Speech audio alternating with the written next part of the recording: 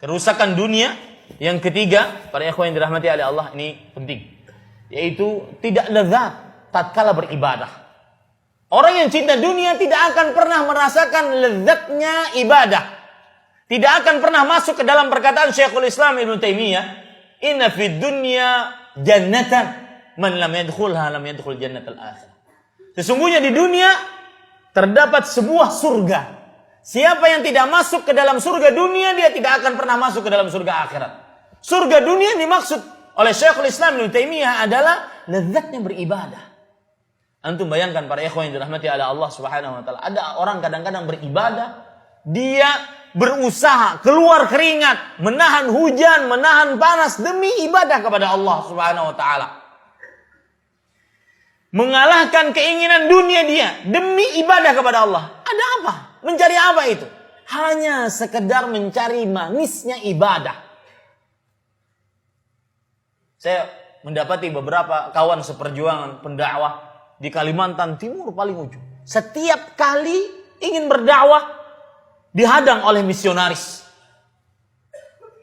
Mau dipukulin orang di pedalaman. Tetapi kenapa terus saja berdakwah selama puluhan tahun? Apa yang mereka cari? Di situ terdapat lezat. Di situ terdapat keimanan, manisnya iman. Ada yang kadang-kadang orang hartanya habis, kekuatannya sudah habis demi berdakwah. Di situ ada manisnya iman.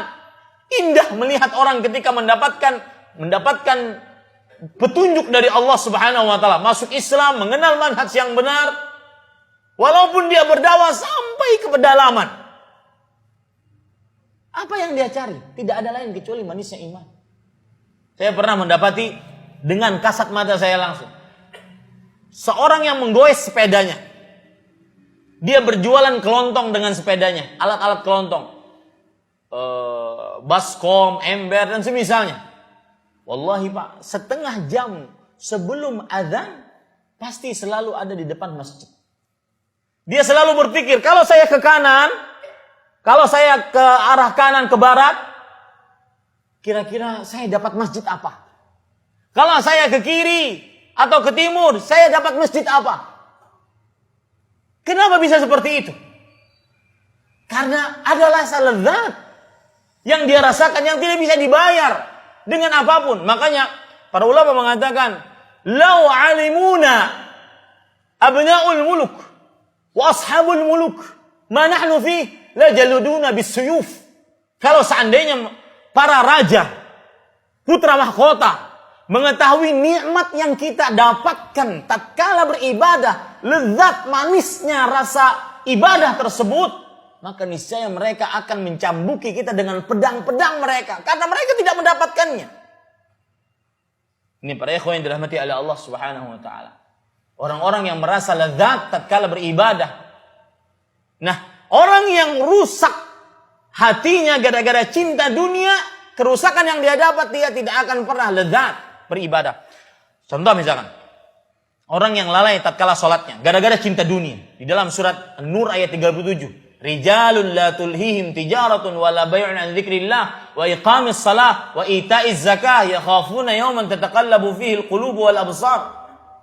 Para lelaki yang perdagangan dan jual beli mereka tidak melalaikan mereka dari mendirikan salat, membayar zakat, berzikir kepada Allah. Ada sebagian orang Pak, kalau lagi salat gara-gara cinta dunia, ya, sudah salatnya masbuk. Kemudian setelah salam, "Assalamualaikum warahmatullahi." Ini belum selesai nih. Sudah megang handphone. "Assalamualaikum warahmatullahi." Langsung. Ada manusia begitu. Dan na'udzubillah kalau Anda sudah mengaji, melakukan itu, berarti saat itu Anda cinta dunia, hatinya membatu. Mohon diperingatkan kepada kawan-kawan yang sudah ngaji, yang apabila sudah salam tidak berzikir, langsung megang handphone. Ingatkan, ya cukup, tutup. Kecuali keadaan yang sangat terpaksa. Misalkan ada yang meninggal, ada yang apa.